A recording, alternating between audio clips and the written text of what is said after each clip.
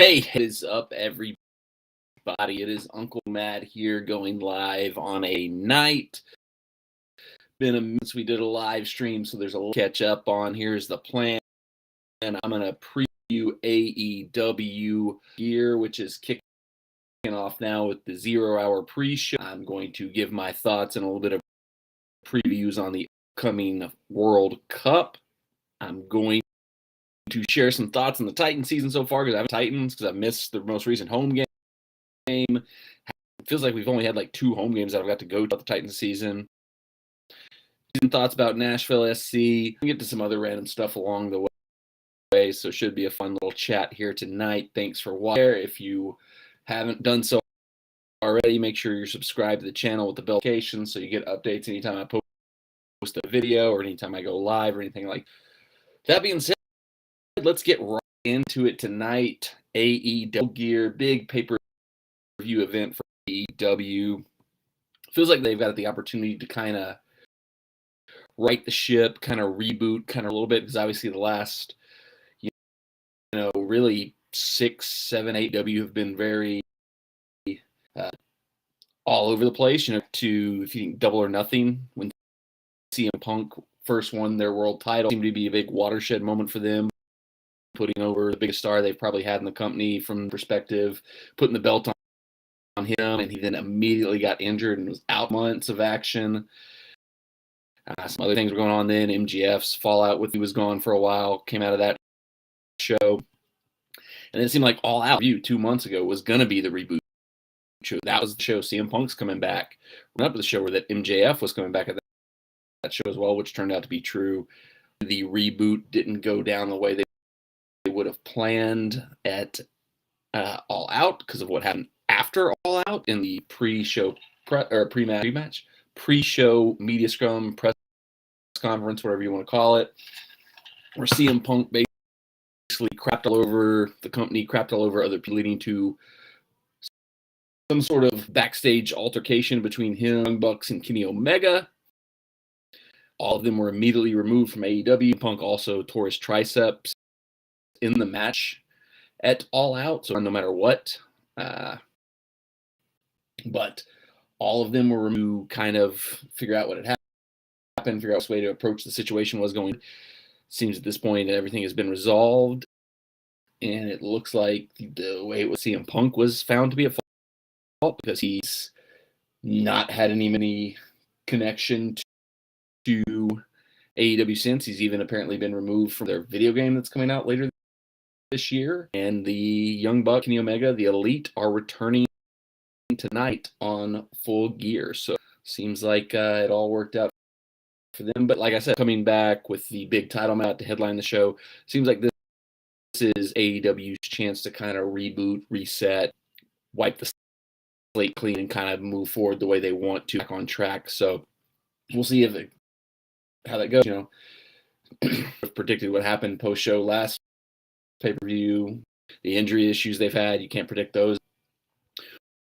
We'll see what happens tonight. I'll go through the card real quick. I'm actually watching this now, so you might get a few live reactions from me right there. Hello to those of you who are watching. Let's go through the card real quick, and I'll give some thoughts and predictions on each's for the show. I have first one here on the card I'm looking at is the team title match, the Acclaimed versus Servant Our Glory. This one seems straightforward. I think we're going to get the Acclaimed retaining the titles here. They're one of an AEW, one of the more over people, scissor me daddy gimmick they're doing.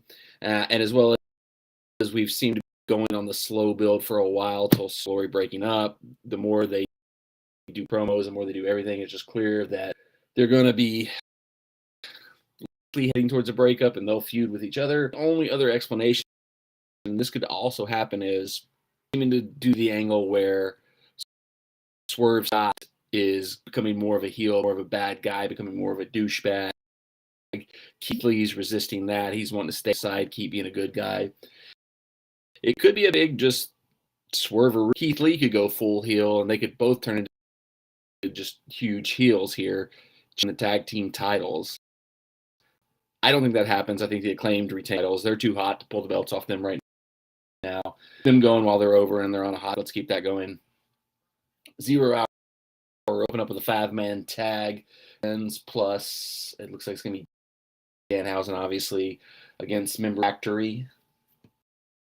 Did we just try to hold that one guy from the Factory, Cole, whatever his name is? What's her name?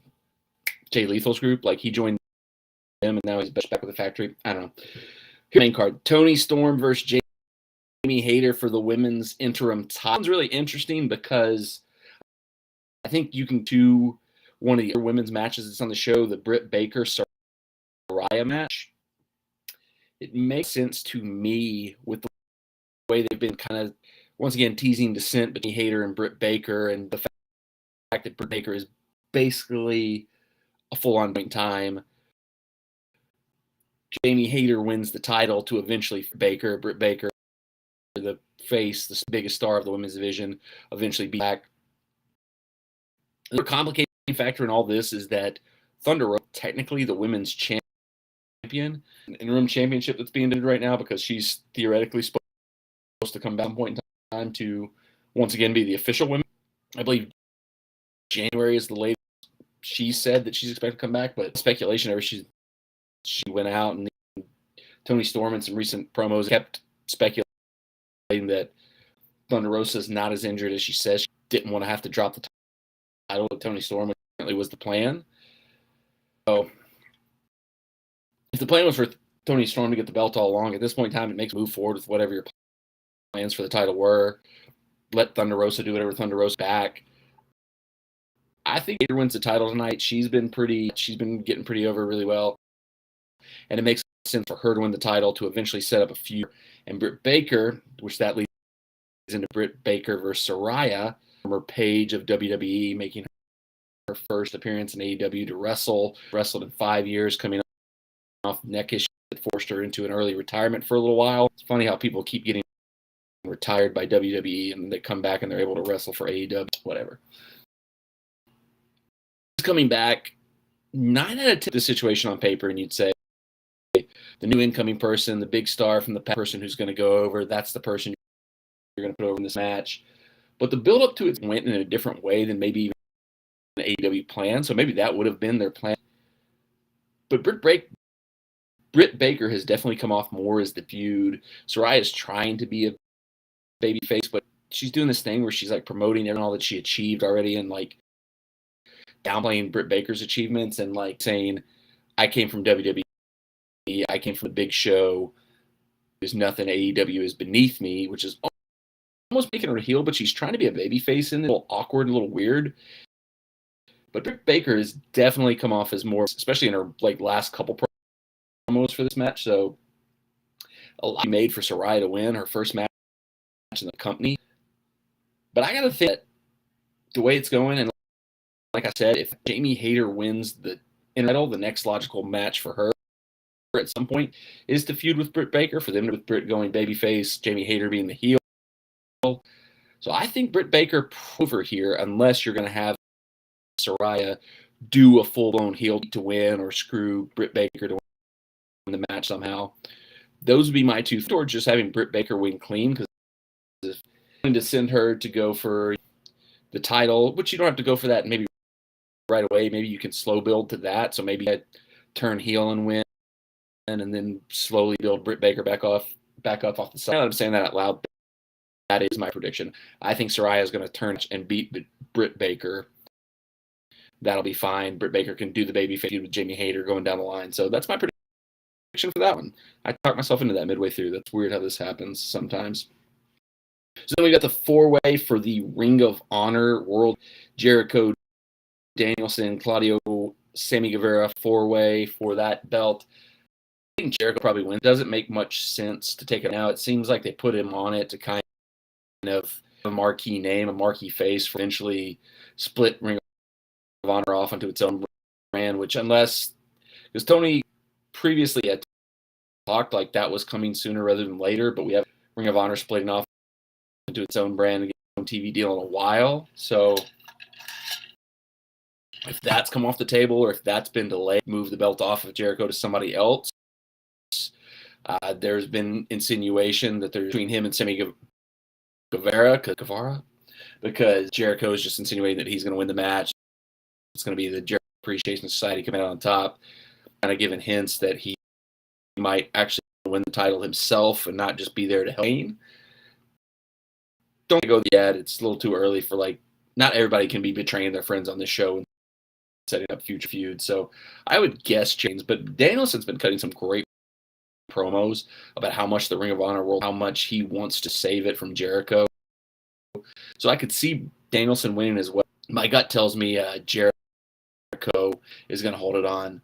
Somebody, are you going to Qatar? No, I would love to. Even as like bad as the Firefest looking conditions have been, just for the experience, just to be able to document it, I would go there for that. But there's no way I can make it work with the finances and stuff, and just the travel at this time of year. I just went on vacation with my wife a week.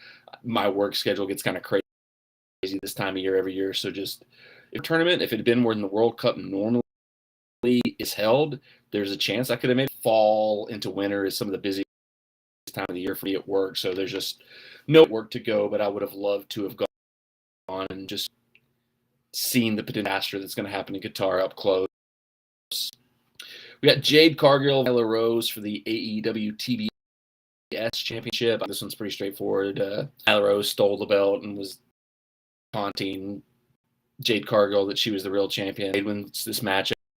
They're going to keep her streak going, setting her up for big things in the future. Match I'm excited about. My guy, my favorite wrestler, Jeff Jarrett, my alma mater guy, my Nashville and Hendersonville brother, Jay Lethal versus Sting and Darby Allin. This match will be fun. Some crazy that'll make everybody say, like, I can't believe he did that at like 75 years old. Sting is. It'll be fun. I would expect Sting and Darby Allin win because Darby on the losing side of this rivalry so far. So it's time for him to get a win and kind of pick. Luchasaurus versus Jungle Boy Jack Perry in a steel. Once again, straightforward. This is a plan to win Christian's healthy, the big Christian and Jungle Boy Jack Perry. So at this point in time, Jungle Boy is in the feud. Makes sense to me for him to come back, big win over Luchasaurus here. Big match with Christian. Somebody that's wondering if they will ever get Ring of Honor in a separate TV show again. I think that's the plan. Tony Khan said as much. He said there's been potential TV deals for Ring of Honor. I can't imagine they want it to just continue integrated into AEW because it overcrowds the company with too many belts, too titles flying around and stuff like that. I'm sure they want some crossover for the long term. The plan is for Ring of Honor, former fashion, to be its own standalone brand. It's a great idea though, because I've heard Dave Meltzer said this multiple times. AEW is the more marketable brand name there. If you make Ring of Honor its own thing, you're probably going to end up with Ring of Honor being a lesser company than AEW, and that's going to hurt marketability. So you might as well just do all AEW. But they've got so many titles, so many people they've signed. They've got that's the thing. They've got so many people signed. They almost have to utilize more of the talent, more all over the place, and so splitting it into its own brand is the only thing that really makes sense for that. But deal that pays and makes money for them is obviously easier said than done. So that moving forward, we've got, as I mentioned, they're coming back. They're challenging for the trios titles that they won, first ever trios champions. Immediately, without any explanation, they were vacated. Everybody who follows the behind the scenes knows why they were vacated. It was because of the incident with CM Punk. It's odd though. I'll be interested to see if they start to talk about anything, if they start to give any why the Elite hasn't been on TV in 2 months, why they vacated, because it's one of the things that I have an issue with this whole situation. I understand there's probably leaks why Tony Khan, AEW couldn't talk about what happened between CM Punk and the Elite, but the fact that the World and the Trios champions just disappeared the night after the pay-per-view, the titles for tournaments to fill those belts without any explanation was always kind of crazy, especially because watch this stuff that don't follow all the behind-the-scenes drama, that don't follow news on the internet, that don't follow the Dave Meltzers, the Sean Sapps of the world, where they get the updated details about what's going on behind the scenes. So it just kind of probably confused those people and had those people wanted all these people that I saw be the champions go. But they're coming back tonight, so we'll see how much they get, where they went, what they maybe had done. I don't know, because obviously I don't think CM Punk and the backstage incident, but hopefully they'll kind of have something to at least address why the original trios vacated the titles and disappeared for 2 months, because it just feels like weird to address it. Wardlow, Samoa Joe. I would think Wardlow wins the TNT Championship that he holds for that match. I would expect him to win because it feels like you got to get him going because you had him before the whole MJF situation kind of derailed it. So Tim seems like it would be a bad idea and to kind of re-derail time. If you want to get that title off of him to let him go do other stuff, a triple threat match is do it where, House Hobbs could pin Samoa Joe or whatever. I would try to keep the belt on Wardlow. Like, he's got the potential to be a big star. They need to get some of that momentum he had back prior to the whole weird situation kind of derail him. Then we got the main event of the match, Jon Moxley, MJF. Jon Moxley to the World Heavyweight Championship against MJF. Return back all out, cashed in as the Joker in the terrible ladder match with the awful finish, but in the past now because it's all leading to what we wanted to see, which was MJF challenging for the titles. Got a couple quick questions to chat I'm going to address before I get to that. Do I ever watch Impact Wrestling? Not frequently. I follow what's going on there, but I don't get to catch it. Actually watch it that often. I'll watch some of their bigger shows, but I don't get to watch as much as I would like to. What's my opinion of Tony Khan? I think, it's interesting with Tony. I do believe he probably got a little starstruck, a little too in making CM Punk successful and making CM Punk be a part of AEW, and it might have been, that overall chemistry of the locker room. That seems to be, seem to think that's the way it looks coming out of what happened at the last pay-per-view. But, from everything I've heard in his interviews, everything I've seen of him, even before he started, he's a student of the game. He knows wrestling. He follows it. He's very passionate about it. I think he's going to keep working to make sure whatever he's doing. My one concern with him is that he stretches himself. So he's running Fulham Football Club in London. He's running the Jacksonville Jaguars, running All Elite Wrestling. That's a lot for one person to take on and one person to do. So at some point in time, the Jaguars kind of sucks. So maybe that's what's giving us just the Jaguars. Because Fulham's actually having a decent season in England. AEW, if they can get through some of these recent issues they've had, it seems like they've got to turn a corner and get back to the hot they were a year and a half ago. So he's got a lot on his career plate, but I'm hoping with the CM Punk Elite situation over some of the injury issues we've had in All Elite clearing up, he can get good AEW, like the high level, top level, really entertaining AEW we saw a year and a half ago. A big factor of what's going forward is going to be what happens in the main event. Moxley versus MJF for the World Heavyweight title. MJF is star on the rise. He could be their big guy, the guy that's their signature guy. I think they wanted Adam Page to be that.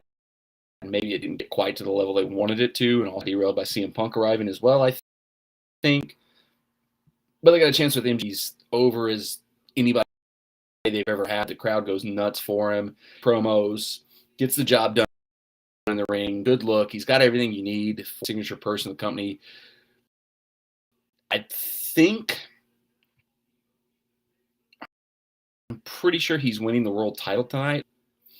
The kind of yo-yo they've done with the world title, and some of it's been forced because of the injury of CM Punk, but they went from having champions in their history who all three had very long reigns, establishing that belt as being a really top belt, a belt that only the best of the best get, to it's kind of yo-yoed around and bounced around. There's been interims and all that stuff, and their control because of the injuries and everything.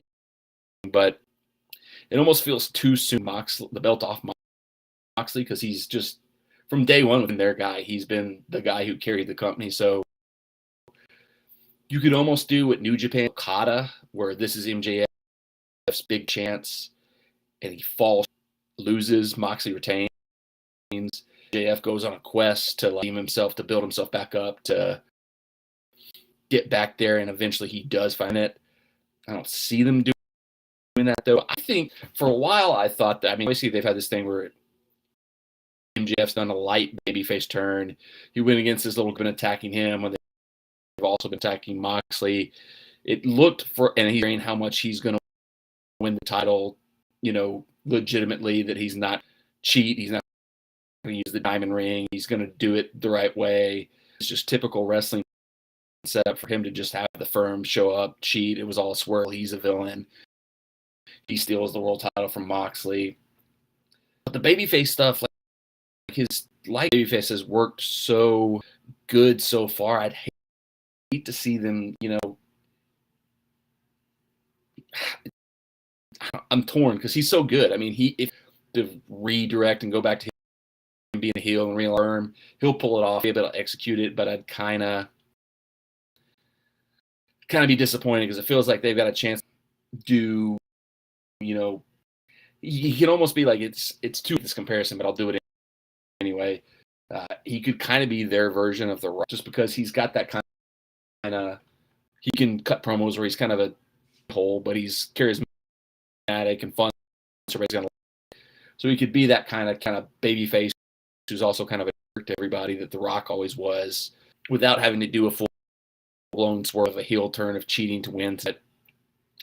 I don't know. I think there's three possibilities that I see. I think there's he just loses, and then it leads to this redemption arc where he has to work back to getting the title. He goes over clean as a babyface, and he's the new face of AEW. He did it the right way. He did everything the way it's the big grand celebration, and he's the new champion, the new face of AEW. Firm comes out, helps him win the belt, and it was a swerve all along and just a heel, evil babyface. I'm torn. I can't really say which way I think it's going to go. I probably think the latter, that he's going to once again be a heel. The Firm's going to help him win because everything has seemed to set up for that to be what's going to happen.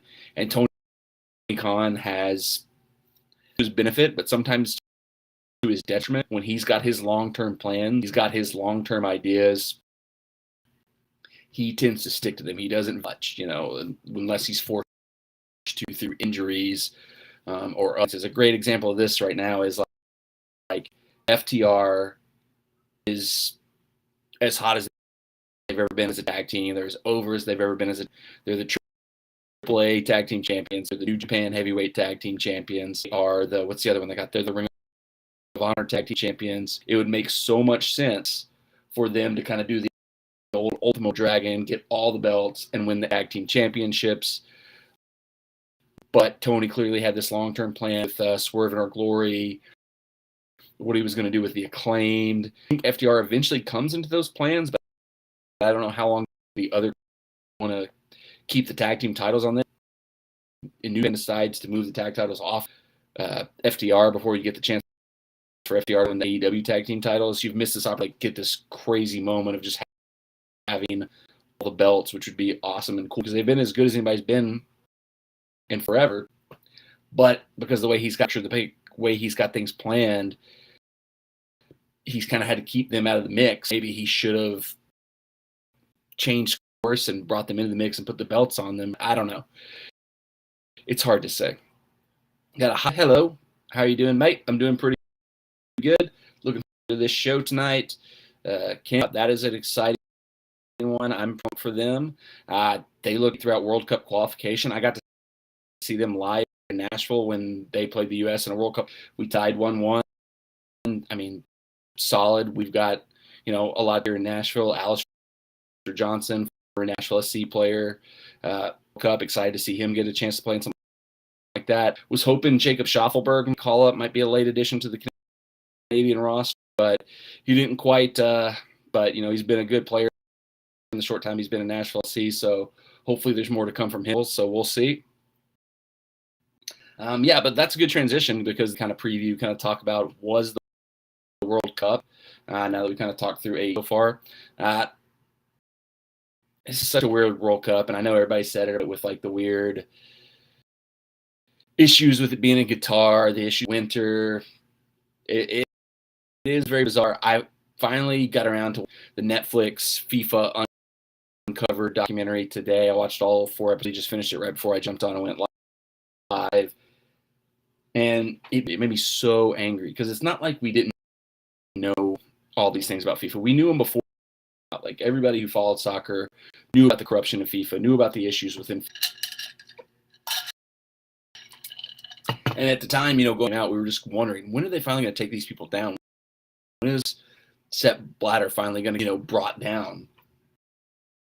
But what made me so mad about the documentary, the Netflix FIFA scandal, is just how arrogant all the people involved to this day still. I did nothing wrong. Oh, this was everybody else's fault. Oh, fine, nothing. There was nothing wrong. Sepp Blatter in particular. I mean, he's skated off. All he did was lose the presidency, which he couldn't have done it forever anyway. Him and the representative from Qatar, who they interviewed for the documentary, just the arrogance of those two people about just denying. Like, here's the thing. I understand Qatar is not and say, oh yeah, thousands of people have died. Billions. Oh yeah, we paid millions of dollars in bribes and special countries to get the votes to get this World Cup. I know they're not going to come out and admit that, but just turn down the invitation to get interviewed. Just don't come in there and just deny everything and be smug and arrogant and act like, oh no, we won it the right way. Clearly we were the best bid, because there's no scenario where a country with zero travel infrastructure, zero tourism was the best bid to host the World Cup. You're lying. So just, if you're going to lie, don't even be in the documentary, because that's just infuriating to see you still lying to this day. Just stay. And that's the other thing is, like, Gianni Infantino chat, current president, running to oppose this next year. He got a little bit of a bump when everybody was like, oh, it's just, I think everybody's so happy anybody but Sepp Blatter in that he was, pray, oh, he's finally going to change. I would not be surprised, because that was one of the things that the documentary showed, is that when did for their corruption, their replacements came in and were just as corrupt. So, 10 years from now, be watching the Infantino documentary if he was the whole time, because he went over to Russia, smiled and shook hands and kissed bait, and he's going to be over there in the car. He says insane speech he did. Today I feel gay. Today I feel Muslim. Today I feel handicapped. He's trying. I know what he's trying to do, but he just sounds like such an when he says stuff like that, and just make the whole tournament just seem like so weird and so negative. And I go up and down on it because I see these like hype videos for the U.S. team, and I get so excited, like say playing a World Cup, because we missed the last one, and it's been 8 years to see the U.S. playing a World Cup, and then I watched this thing today, and now it's back to this negative taste in my mouth. I think I talk too fast on these. I think that's why my mic cuts out. I don't think mic. I think it's me talking too fast. So I'm going to try to slow down and see if that helps here. If it doesn't, I'll buy a new microphone, just figure something else out. Deep breath. So, all that aside, the issue I have with this World Cup, in the last month, there seemed to be a lot of dissent, a lot of coming from teams, coming from leagues against this world, which is great. It should be brought to light. People should highlight the corruption, the issues that led to this happening. Qatar got awarded the World Cup 10 years ago. It's been 10 years since the announcement came that 2022 was going to be played in Qatar. So all these organizations, all these that have had the chance, people who have the power, the Bundesliga were the first ones that are starting to like do protest. USA is doing the rainbow logo of the USA training facility. The national team not putting any stuff on their jersey, Hummel not putting any markings on the jerseys. It's all things that should happen. It's all great that they're doing things to bring light to the issue in Qatar. You've had 10 years to do it. 10 years to do something that might have affected being in Qatar, but nobody wanted to bite the hand that fed. Nobody wanted to cut off that chain of money. Nobody was willing to step up and say, we're not going to go cup in Qatar. No country was willing to say that, which would have, maybe it wouldn't have done anything, gone on no matter what anybody did. But there's people right now, not people, teams that are on their high horse that have had 10 years to do something that might have actually changed, and they did nothing. Kind of one of the things that's very frustrating just in the world in general is when people do stuff for show. They don't do stuff for effect, for show. They know they can't go over to Qatar and just play the World Cup like it's not. Do something to show, hey, we understand everything that was happening in Qatar, and that their prejudice against that LGBTQ is illegal. We understand that all these migrant workers building these stadiums. We all knew all these things were going to go when Qatar got the World Cup, and the powerful organizations, the powerful confederations, the powerful federations that could have 10 years ago. Too little, too late when you decide us a month before it's going to happen, and you're still going to go over there. You're still going to play the games. So where were you 10 years ago when this all started? Rant aside to the actual tournament, because the games are going to be good. I actually have a weird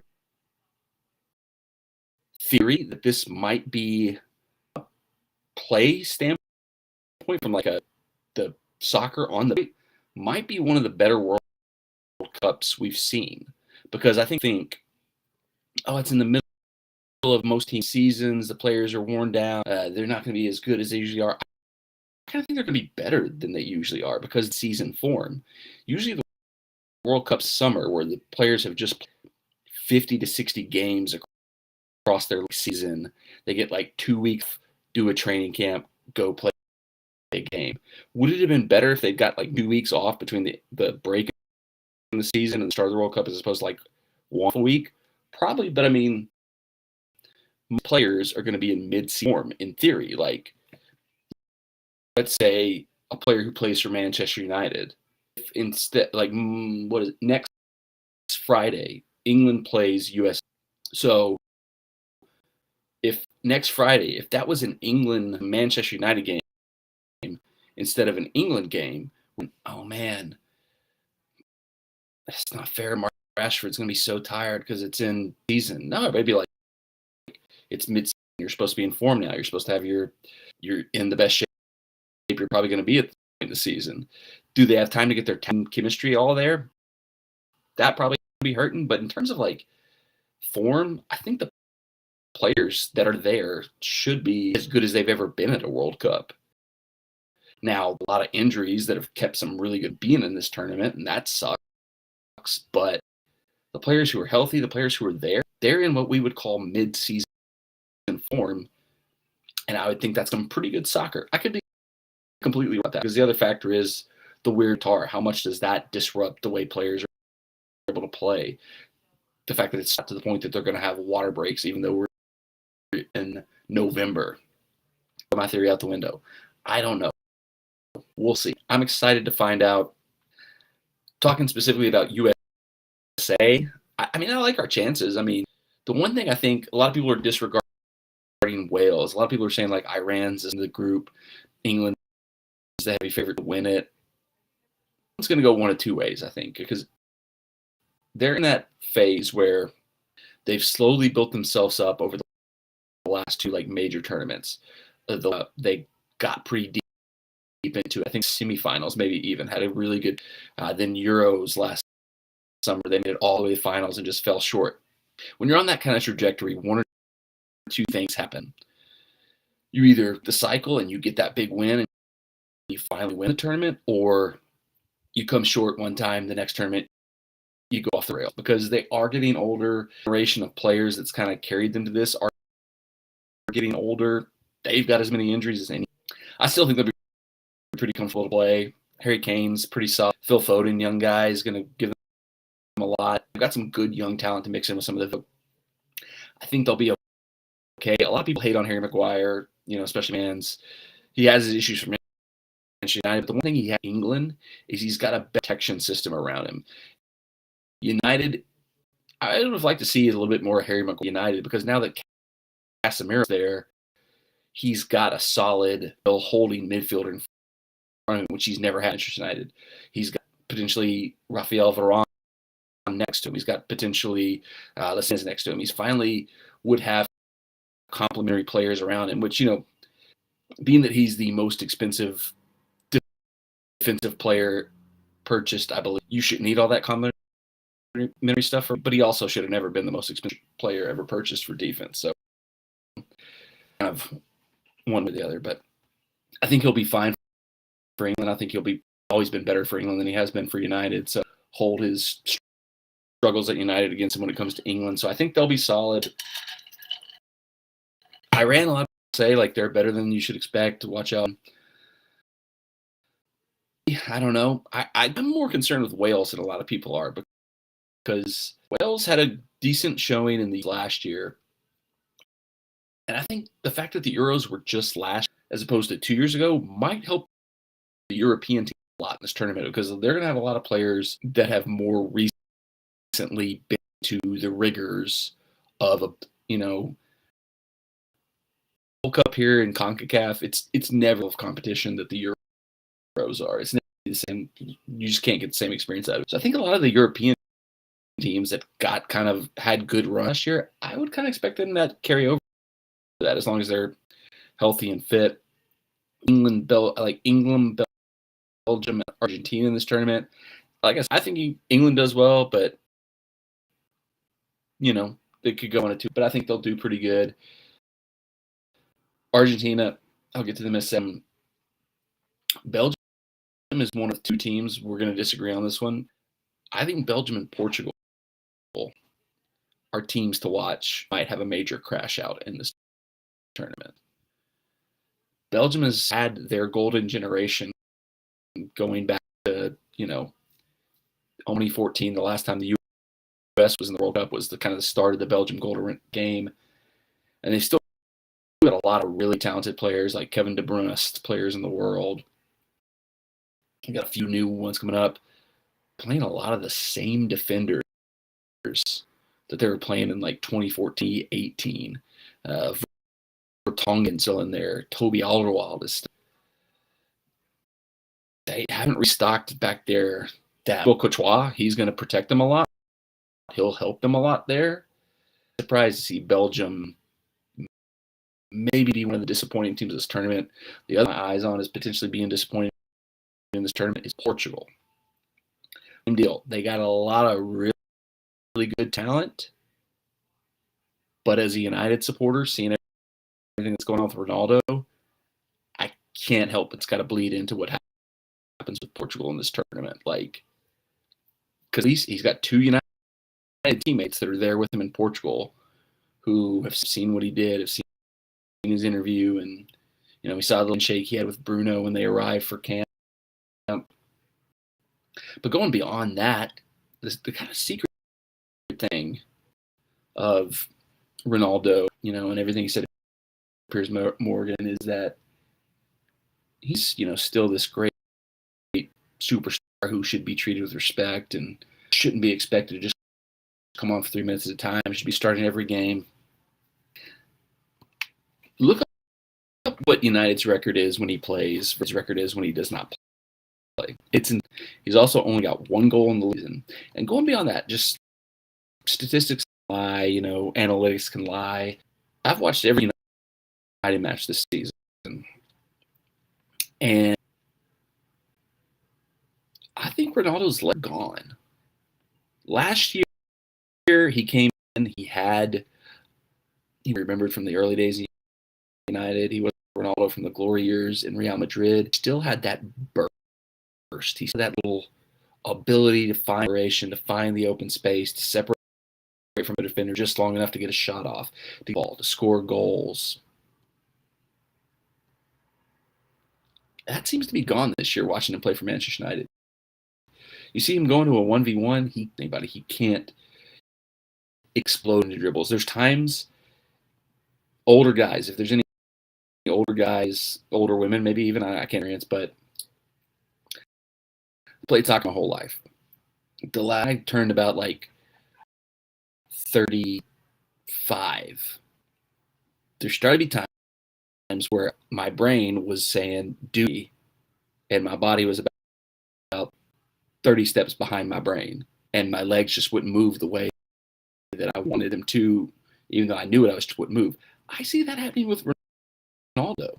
Like, you can see he's trying to into a spot to get to a ball, and his legs just don't get him there the way. It's hard to explain, but like, you'll see him like kind of fall down almost out of nowhere sometimes, and that's like a telltale sign in my brain of like, your legs have gone. Is you're trying to move faster than your legs to go, and you kind of just fall over. He's done that so many times this season, and he's not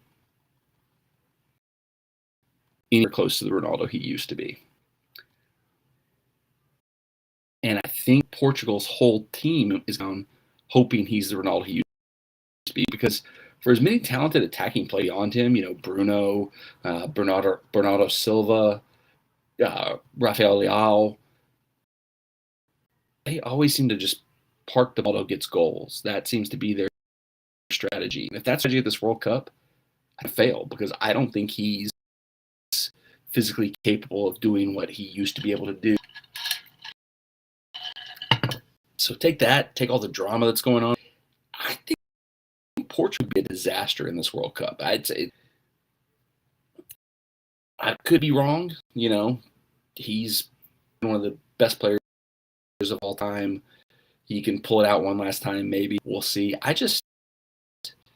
Red flags when it comes to him, and the fact Portugal is going to probably rely so heavily on him, and I think he's going to be good in this tournament, because he's not very good in general anymore. I have placed one wager so far on I'll likely add some more before it starts. Like, I'm leaning Belgium not to qualify out of the group, leaning towards betting Portugal not the group. Few other things I'll probably look at, just random stuff, just a little bit more interesting. But the one bet I've so far is for Qatar to qualify out of the group. They don't have to win their group, finish top 2, round of 16. I placed this bet because almost every single host nation group stage, I don't have the numbers in front of me right now. I'm sure there's been one I can pull up that is not got out of the group stage. But I mean, you go through the, obviously top teams like Brazil, Germany, when they've hosted, not Russia in the last tournament. Russia is not a good soccer team. They're all right. They got out of the group stage 4 years ago. South Africa, they might not have gotten out. I don't know about that one. But going back to 2002, South Korea just got out of the group stages. So these are non-traditional powers that, when they got out of the group stages, I think Qatar is going to get out of the group stage, because we know that Qatar did to be able to host this World Cup. If you think they're just going to go out without a fight, if there's not going to be, there was reports this week, they weren't, confirmed or anything like that, but there was reports that apparently there may have even been bribes to the Ecuadorian team to get the Ecuadorian team to throw their group stage match to Qatar. Just out in the air, just knowing the potential of what Qatar might do to make sure their team gets at least out of the group stage, it was like plus 550. I was like, I can throw $5 on. Like, I necessarily am like guaranteeing, like, I'm 100% sure Qatar is going to get out of it. The history of teams hosting, getting out of the group stage, the whole situation around Qatar itself, I think safe bet. Go back to the chat real quick. A couple things. Talking. Ronaldo is done. Yep, I agree. I don't want to be negative, but I'm not so. I'm so weird on the USA. I was kind of talking about them a little bit. I ended up talking about the other teams in their group more than them. This is unquestionably the most talented team the USA has ever had. I don't think there's any question of that. Like, I was going through a list of like our rosters the other day, and I was like kind of shocked at how like players were that have got to the World Cup with USA before. So I think this is unquestionably the most texture we've ever had. But just there's a weird vibe coming out in where we finished third in a year where Mexico was good and Canada obviously, but it really felt like we should have done better in qualifying than we did. More positive on Greg Halter as the coach than a lot of people are, but I don't know. It feels like we're limping into this tournament. Like our performances in the last few games weren't great. Like I said, I think Wales is going to be better than people think. Iran is going to be better than people think. This group seems like it's going to be a lot tougher than maybe it should be. So yeah, I've got concerns for you. I feel like it's a really talented team. Just something feels off. There just feels like I'm having vibes of like the 2006 World Cup where we had the great 2002, but there was maybe wasn't enough. I don't know. 2006 going to 2006, I just kind of had a bad feeling. Cup, and we had a pretty crummy performance then, and I kind of have that same kind of feeling. I think this team is 100 times more talented than the 2006 team. If the talent can overcome some of the, it's weird. I could see I could see the U.S. winning the group. I could see them kind of like getting a win, a draw, and a loss. I could see them losing all 3 games and not scoring a goal. I have no possible idea what's going to happen in this. So we shall see. Interesting to watch, but I'm excited to watch. I'm excited to see U.S. back in a World Monday against Wales. I'm excited to see that.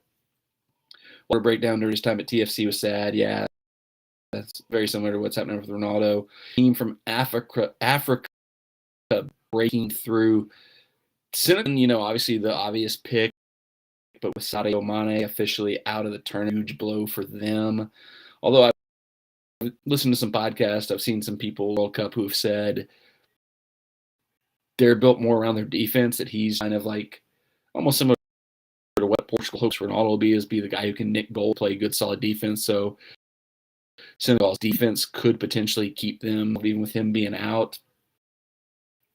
Ghana always seems to do well in the World Cup. Now that I said that, I'm not 100% sure they're even in the World Cup. But if they're in the World Cup, Ghana seems to pull something out of their butts and do well in the World Cup. Great World Cup kit. I mean, the denim one is everybody's go-to. I don't know that it's necessarily the most iconic in U.S. history. My favorite is either the denim's just number one. It's just so iconic. But in terms of like actual jerseys that I thought looked the coolest was either the 2000 Rocket Pop jersey, or I don't even know if we wore this one in the World Cup, the one that was just like straight up red and white stripes. I liked that one. Those were favorites that we've had. And I like the 2 uniforms we wore in the 2002 World. Those were both like really class, like sleek, really easy looking jerseys. They weren't like overly designed. They just had like the little one stripe on the white one here, and then like this 2002, right? Yeah, it was 2002. I'm going to wrap up World Cup chat by hearing my prediction for who is going to World Cup. I think there's a lot of good chances. I will say something I want to talk about second. They seem to be a lot of people's pick as the team that's going to go off in this tournament. I think a lot because it's, coming off the champion from the previous World Cup always seems to do a little worse in the next World Cup. I actually think France is going to do okay. I don't think they have a chance at what. I think the injuries that France has experienced might actually benefit them. So I think one of the reasons the defending champion usually has a following tournament is they bring too many of the players back from they're not as willing to move on and bring in a new generation of players. So they end up with players who maybe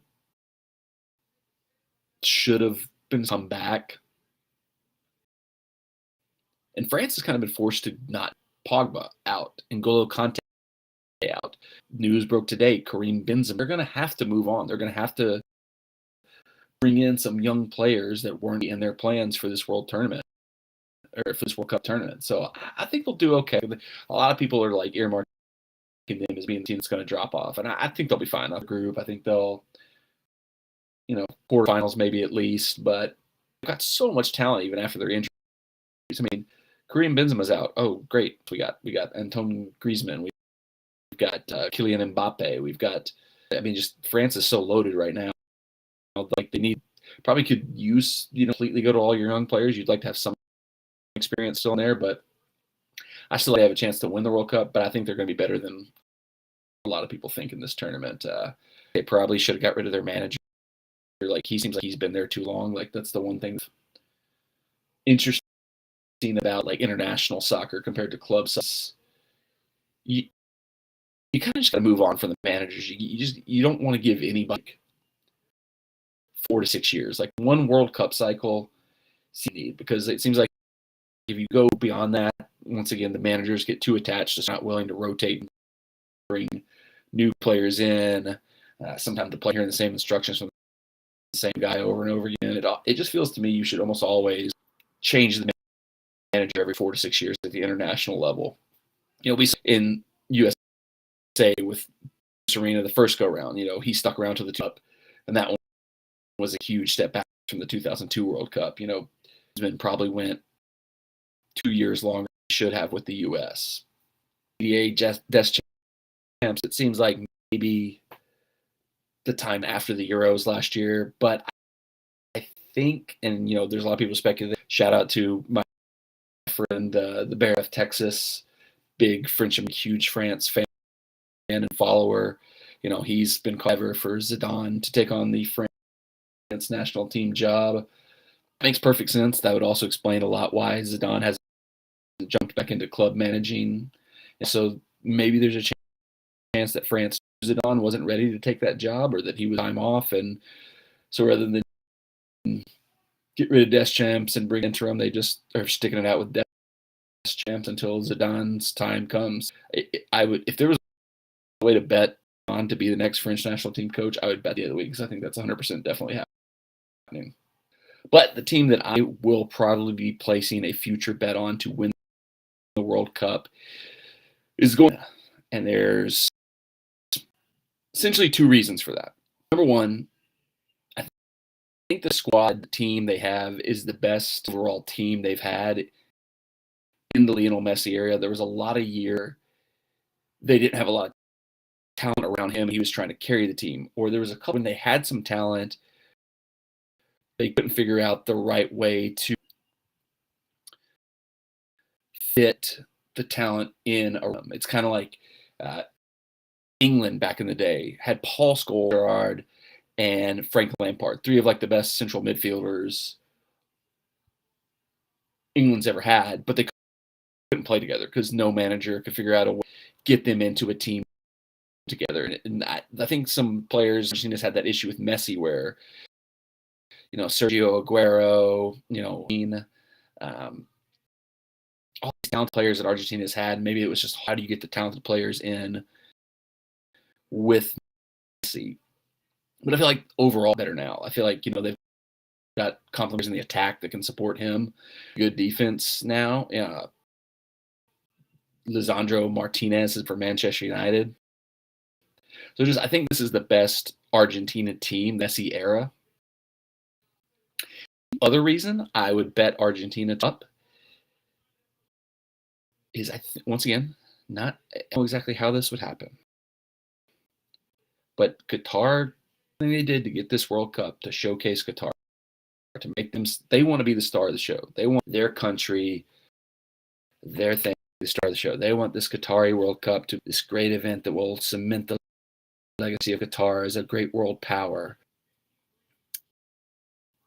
I think in the Qatari people, there is probably, no way you could cement your legacy. Everybody remembers this World Cup for than having Messi finally win a World Cup here in Qatar. It's like the one major thing has eluded Messi up to this point.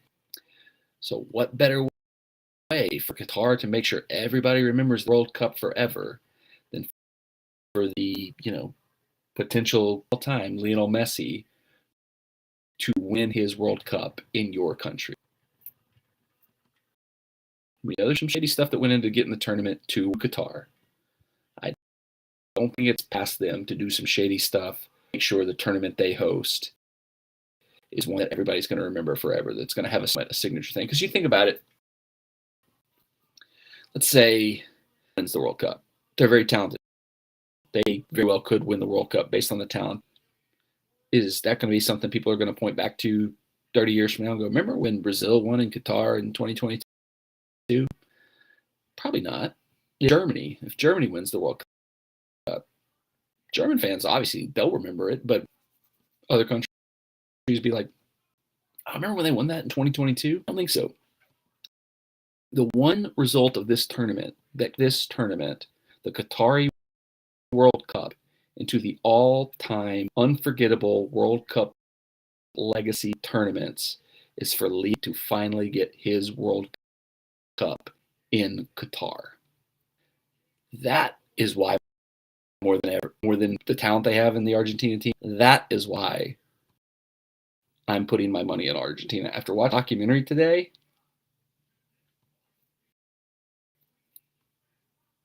the talent they have, so it won't take much corruption, it won't take much shenanigans to get them the results they need. Argentina to win the World Cup. In the comments, Messi wins the World, Inter Miami. Interesting. The Inter Miami stuff has certainly been floating around a lot, but Barcelona's president just keeps putting Messi's name in his mouth. I feel embarrassed by the way that they were forced to let Messi go because of the situation, because of the mess that's created there. I think Barca do everything in their power to get Messi back. So when this World Cup, they will pull every financial, sell every player on the team. They'll do whatever they can back to get a swan song at Barcelona. Another prediction there. All right. That's World Cup talk. That's all I've got on the world. Some like daily live streams after all the matches, kind of recap what happened every day. I was thinking about doing that earlier today because I was looking at Monday. Monday is going to be a very fun day for me because three of the teams I'm most interested in are all playing, obviously. So we've got Senegal plays. Senegal is my third favorite team because I've got a friend from Germany who also lives in Senegal who gave Lee's jersey. So that just naturally I'll be a Senegal fan. So I'll be Senegal in that match. The next match of the day, England versus Iran. Crucial USA's group. Also, England's my second team. I support them when I'm not supporting USA. So I'll be rooting for England against Iran because I like England, but also we're going to need England to knock down Iran. Iran doesn't get points that could potentially put them ahead of us in the group stage. And 1 o'clock, USA Wales. Go USA. It's going to be exciting. Tomorrow we got Qatar versus Ecuador. Like I said, a lot of rumors that some money may have changed hands with the Ecuadorian team to get them set up for that. I don't know. I don't know if I'm going to, because the shenanigans, the weirdness around it just feels weird. With that, like I said, I might start doing like daily live streams recapping what happened each day. That could be fun. I don't know. I'm going to be off all next week for Thanksgiving, so I've got nothing but a fun thing to do. Subscribe to the channel. Turn the bell on for notifications so that if I do that, you'll get updated when I go. All right, I'm going to wrap this up really because Full Gear is about to start. I don't see any of the show. We're starting the Jungle Boy Luchasaurus Steel Cage match. At the end of the pre-show, they showed the cage coming. I wanted to hit on Titan really quickly. I would have expected. It's kind of crazy. I wanted to do a preview. Watch my buddy Kyle. He came up and watched the Thursday night game together, season preview vlog with him while here, even though it's like halfway through the season at this point in time. We just watched the game, had fun. I like this team. I weirdly like this team better. Seem to be a better team. I don't know. It's weird. It's weird how this team seems to be better. That's a weird thing to say. Now to wrap up Titans talk. Nashville, thoughts on what's going on with Nashville SC this offseason. Biggest news of the offseason, obviously, officially was named MLS MVP for the season. Awesome. Huge thing for the club. Huge thing for the team. Huge thing for the city. You know, that is a serious thing to have like a player like sports, you know, professional sports in Nashville still are kind of on the upswing. You know, the Titans have been here for almost 30 years, for a little bit less. Titans have been the one Super Bowl. Predators have been the one Stanley Cup. We haven't like, you know, fully established ourselves on like the big stage, like a teams in a city that's like regularly in the conversation as being like the best sports cities. Getting a player from our local team to win the World Cup. We got Walker Zimmerman, we got Shaq Moore, maybe. But to have a player from our team here in Nashville see win the MLS MVP, huge awesome, and like feathering the cap for Haney and how good he's been and how deserving he is of that. Good stream, but your mic sucks. Credit to Haney, credit the team. Some of the first wave of kind of off season has gone down for Nashville SC, and it seems for the most part they're keeping everybody together. Like one more year, keep the bear. Hopefully, bring in some complementary parts to help because they renewed everybody except like Eric Miller and a few squad players who really weren't much anyway. Didn't lose anybody to St. Louis in the expansion draft. Re-signed anybody who was going to be a free agent. So it looks like they're trying to keep it for one more year. Hopefully can add some complementary parts. Haney VP, as good as he is, we have to get somebody other than CJ Sapong and Teal Bunbury to play alongside. You have to get another more consistent goal-scoring threat than that. We need a center mid, somebody who can kind of be the pulls the strings and creates for us because Dax, Sean Danunga, and Godoy, they're very solid in the defensive side of the game and sort of recycling passes, maintaining possession, but we don't have that midfield maestro who pulls the strings, who can like create anything. So I'd like to see us get another striker who can consistently score goals and some type of creative midfield play help our attack be a little bit more consistent. I mean, the defense is solid. You know, they had some mid-season, but definitely need to pulp for Hani Mukhtar in the attacking end. All right, well, thank you for watching. Sorry that it apparently continues to suck. I'm just going to have to buy a new one or something like that because for whatever reason, this one just doesn't get the... Thanks for watching. I'm going to go watch AEW Full Gear. I'll probably be tweeting about it, so if you want to follow me on Twitter, it's Uncle_Mad. Just Uncle_Mad with these.